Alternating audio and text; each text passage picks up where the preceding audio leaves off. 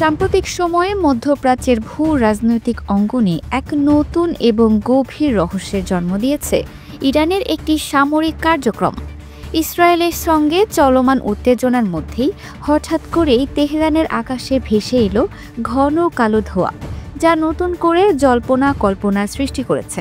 এই ধোঁয়ার কুণ্ডলী কি ইরানের নতুন কোনো ক্ষেপণাস্ত্র পরীক্ষার ফল, নাকি এটি ইসরায়েলের বিরুদ্ধে তেহরানের গভীর পরিকল্পনার অংশ? এই প্রশ্নগুলো এখন সমগ্র বিশ্বজুড়ে আলোচনার কেন্দ্রে। 18 সেপ্টেম্বর তেহরান সহ সেমন প্রদেশের বিভিন্ন এলাকায় রাতের আধারে আকাশে ওই রহস্যময় আলোকিত বস্তু এবং ঘন কালো ধোঁয়ার কুণ্ডলী দেখা যায়।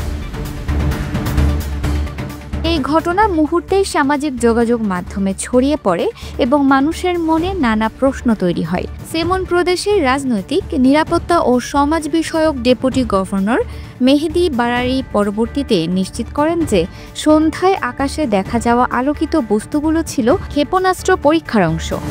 যুক্তরাজ্য ভিত্তিক সংবাদ মাধ্যম ইরান ইন্টারন্যাশনাল 19 সেপ্টেম্বর তাদের এক প্রতিবেদনে এই তথ্য জানায়। এই ঘোষণার পর ইসরায়েল এবং পশ্চিমা দেশগুলোর মধ্যে নতুন করে উদ্বেগ ছড়িয়ে পড়ে। এই ক্ষেপণাস্ত্র পরীক্ষার সময়টি বিশেষভাবে তাৎপর্যপূর্ণ। গত জুন মাসে ইসরায়েল এবং ইরানের মধ্যে টানা 12 দিনের যুদ্ধ হয়। সেই সময় ইহুদিবাদী সরকার দাবি করেছিল যে ইসরায়েলি বিমান হামলায় ইরানের ক্ষেপণাস্ত্র কার্যক্রম পুরোপুরি ধ্বংস হয়ে গেছে।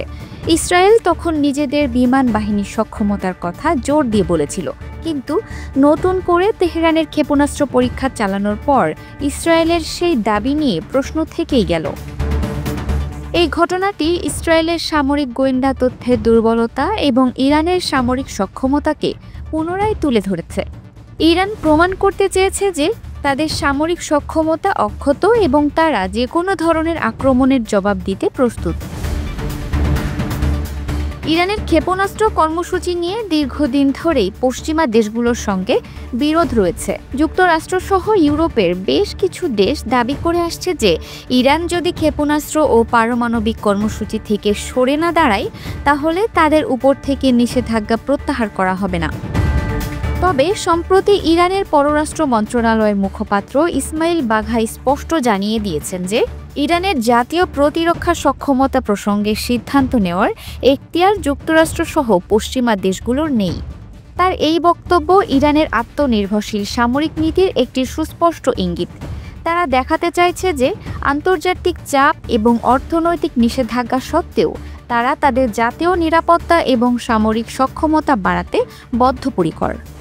ইরানের সেনাবাহিনীর স্ট্র্যাটেজিক স্টাডিজ অ্যান্ড রিসার্চ সেন্টারের প্রধান আহমেদ রেজা পুরদাস্তান এই সম্পর্কে বলেছেন যে ইরান কেবল ক্ষেপণাস্ত্রের উপর ভর করেই যুদ্ধের ময়দানে নেমে পড়বে না। তিনি বলেন, সাম্প্রতিক যুদ্ধে আমরা মূলত ক্ষেপণাস্ত্র দিয়ে শত্রুদের প্রতিহত করেছি, কিন্তু ভবিষ্যতের যুদ্ধে আমরা আমাদের অন্যান্য অস্ত্রগুলো ব্যবহার করব।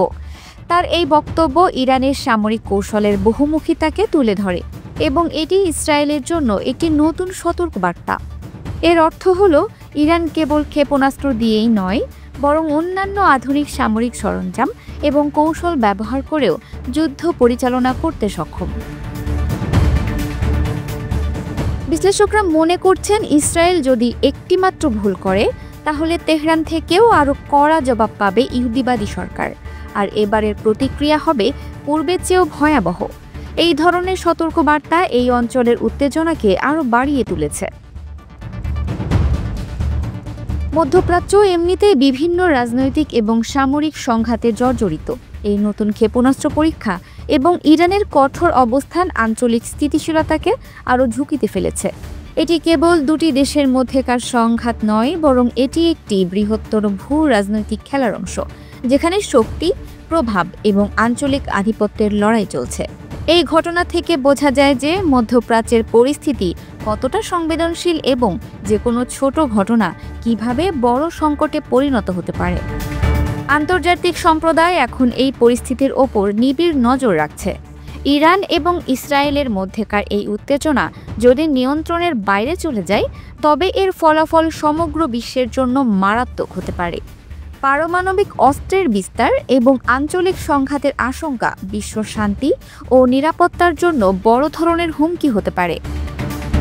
এই সংকট মোকাবিলায় আন্তর্জাতিক সম্প্রদায়ের একটি কার্যকর এবং ঐক্যবদ্ধ সমাধান খুঁজে বের করা এখন সবচেয়ে জরুরি।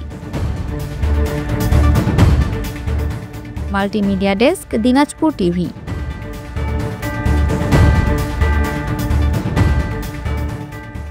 দিনাজপুর টিভি মানুষের জীবনের কথা বলে।